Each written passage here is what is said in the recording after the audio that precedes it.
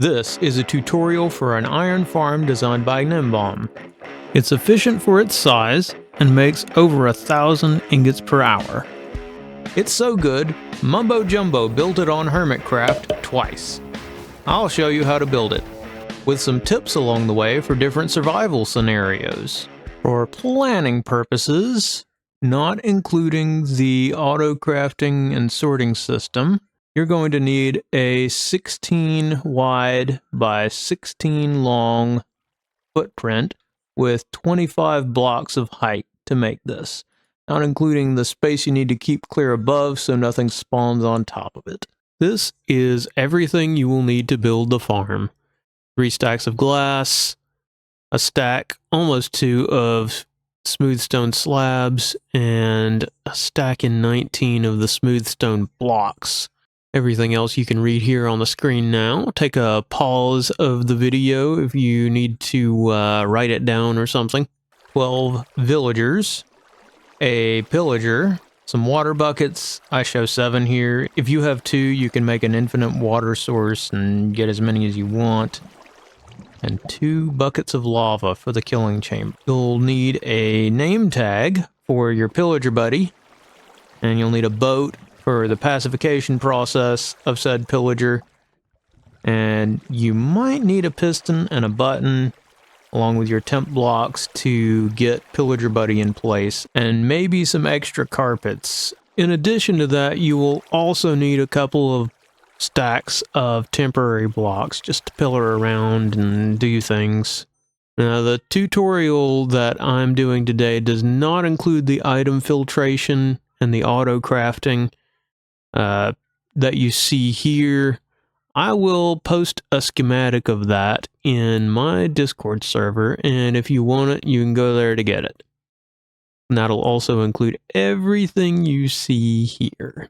So to start off the build, you're going to want to start with the storage, perhaps. Let's drop that down there. Hopper going into it.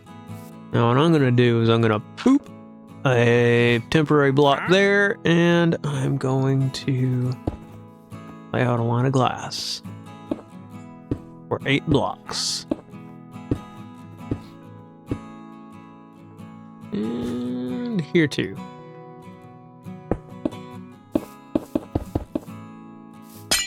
Not there. These can be any blocks that you have to hand. I am just doing it this way. Glass and smooth stone are easy to count. Temporary block there, and I guess we can use glass there. So you got a trough that goes to a hopper like so. Now let's expand this platform out to be 8 by 8.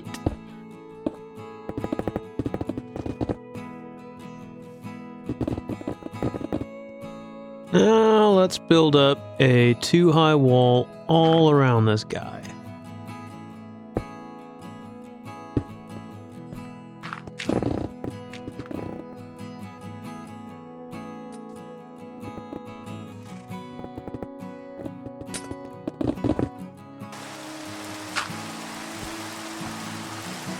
I'm going to take this up another block on this side. These 2, and then another row on the top.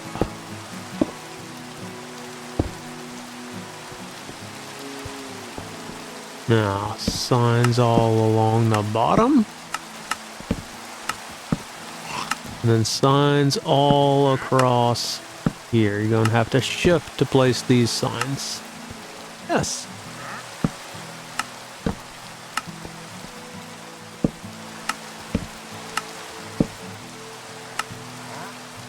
Yes. Now, this is where you're going to want to use your 2 buckets of lava. And you'll just put 1 here, 1 here. That's the lava blade for the killing mechanism done. Next, go to the center of this and pillar up 15 blocks.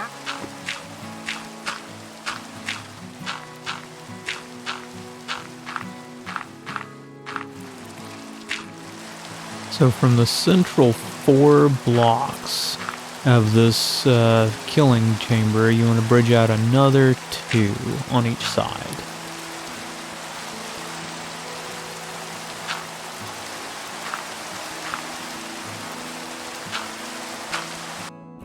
So up here you want to bridge out with these slabs another 3, like so. And let's expand this out to make a 12 by 12 square centered over the platform below.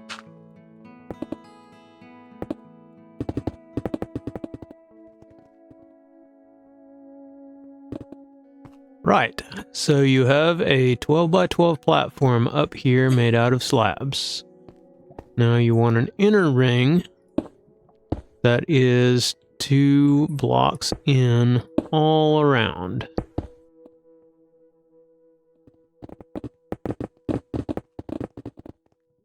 Alright, so now you're going to want to put slabs here to make this pattern on all of the corners. 3 more slabs in each. Like that. Now, another 2 high wall of blocks all around this, non-spawnable blocks, which glass is for golems. You could probably use fences here if you wanted to, and it wouldn't break anything.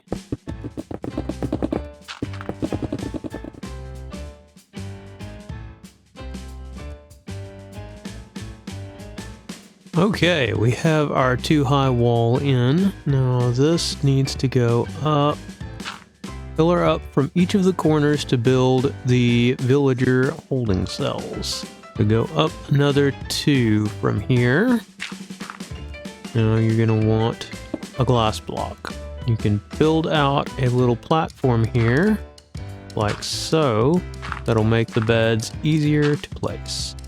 It is very important as you place the beds to make sure that the pillows point in towards the glass block. It will not work if they don't. Beds in place. You can remove the temporary blocks. Now shift right click to place the string on top of the beds. And on that, you want to put carpet over all of them.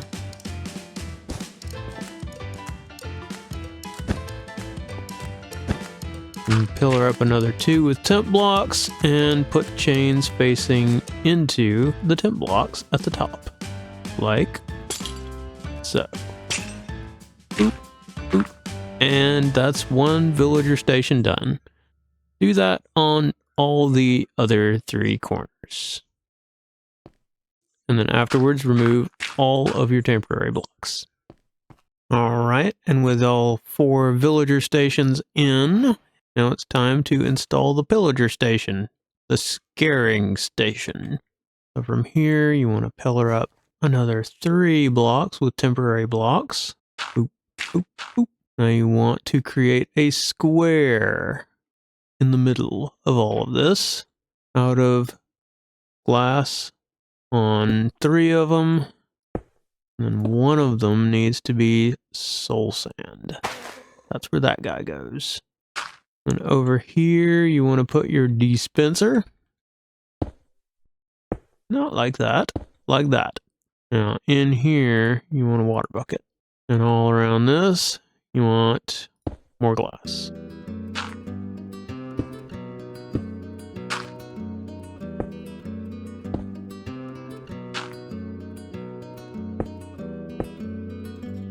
Like that. And 1 block up from here, you can use your fences, make a little square here. And that will contain your scare guy. Up here, that's where you want daylight detectors. A ring of daylight detectors. I guess the easiest way is to place them off the side here. Good to know.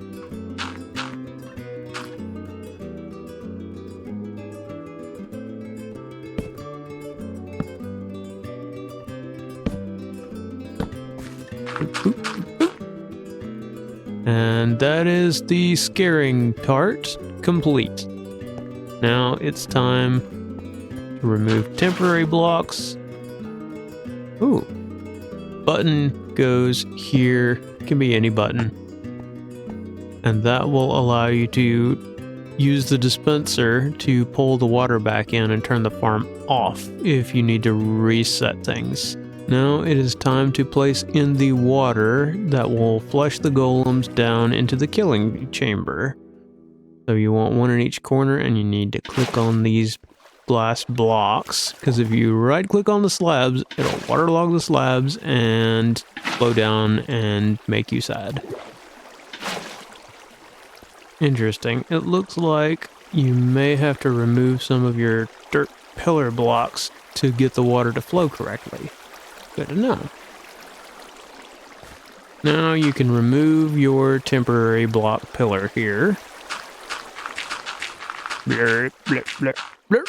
I would recommend starting by putting a bucket of water there.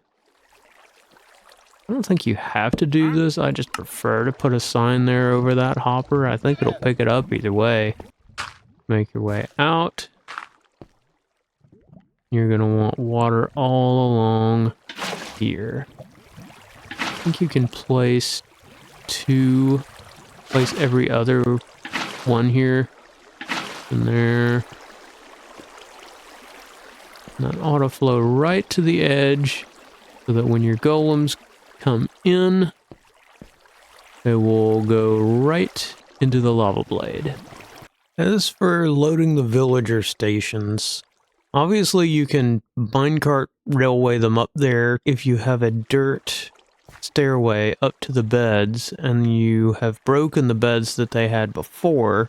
When the sun goes down, you should be able to just have the villagers walk up there and get into their new beds in the villager stations and load them in that way. So it's evening. Villagers want to go to beds. They should file on up there. Well, they're not very good at it. Come on in, buddy. Okay, they get a little bit stuck on the spinny carpet thing. Seems like it would actually be a lot easier to get them up here with a happy ghast. So you could even build a dirt platform up here where they can get to the beds and then bring them up here in boats in a happy ghast. There's just so many ways of doing it. Whatever method you choose, you need 3 villagers in each station. 1 for each bed. 12 total. Now, for loading the pillager, you're probably going to want to enclose this. Make sure the guy doesn't fall out into unauthorized airspace. And I've also made a temporary dirt path to go back here. Happy ghast would be the easiest way to bring him up here. First, you need to get him. So somewhere out in your world, find one of these guys. You're going to want to get this guy in a boat. And in survival, they will shoot at you. But they won't be able to hit you while you're both in the boat together. And then eventually, Buddy here will break his crossbow. And will be able to do nothing fighting-wise for the rest of his life. Takes about 15 minutes. Like this. His crossbow broken. He can do nothing to hurt anyone. You will definitely need a name tag for this guy, because after he's out of the boat, he will despawn without it, and the farm will not work.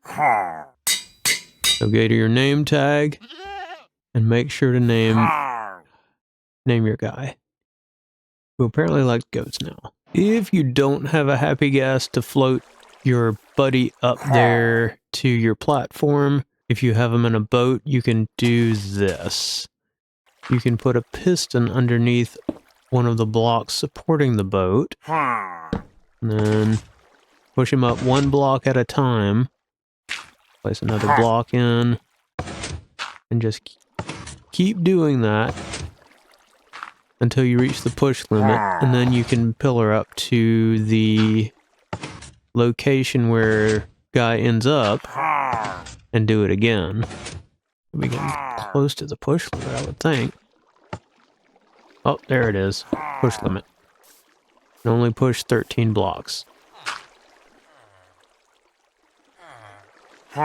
Just pillar up to wherever you ended up and do it again. He goes. Make sure there are no golems up here when you finally go to bring the dude up here. Because he will definitely murderlate him. You'll have to start over there. An editor's note: to keep the villagers from spawning golems while you're loading your buddy into the scaring chamber, I would advise putting carpet on any full blocks. That'll keep them from being spawnable, so that you don't work hard to get your scare buddy up here and then these guys murderlate him with a golem before you can have him do his job. 3 piston placements later and a bunch of going up, you can pull your guy in up here. Just don't let your boat fall off. You won't like it. Also, be careful not to fall into your thing yourself. I'd recommend building more support structures to make sure there is no way this guy gets out. F3 plus B shows your hitboxes so you can hit the boat, not the dude. Now you want to push dude into these fences. I'm blocking a lot up here just because I do not want this guy to fall. I recommend you do whatever you gotta do. It can be a little tricky to push him in, but eventually, yeah, like that.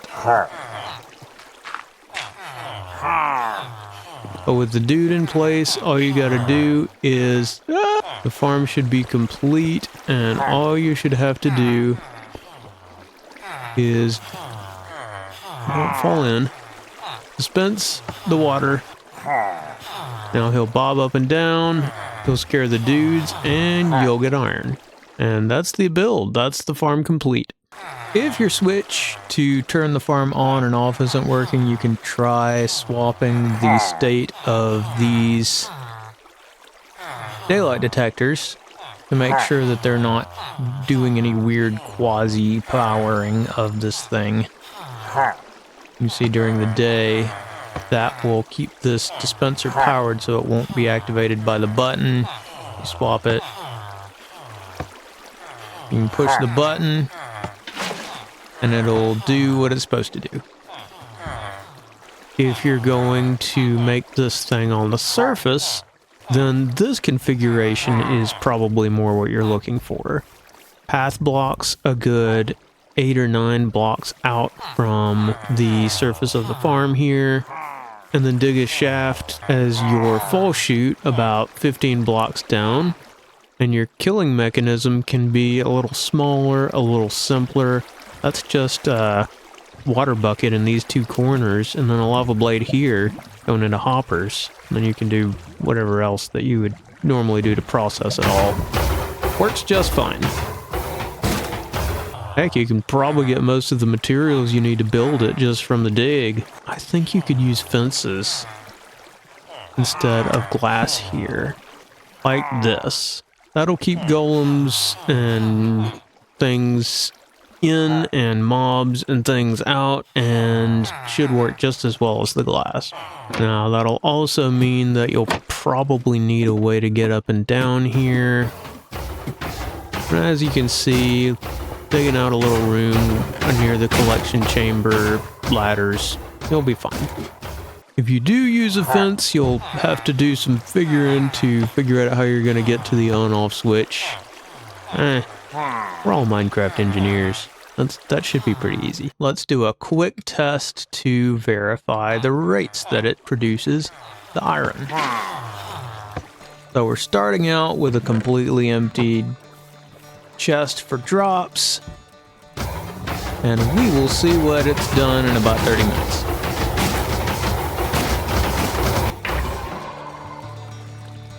And right at the 30-minute mark, this is what we got.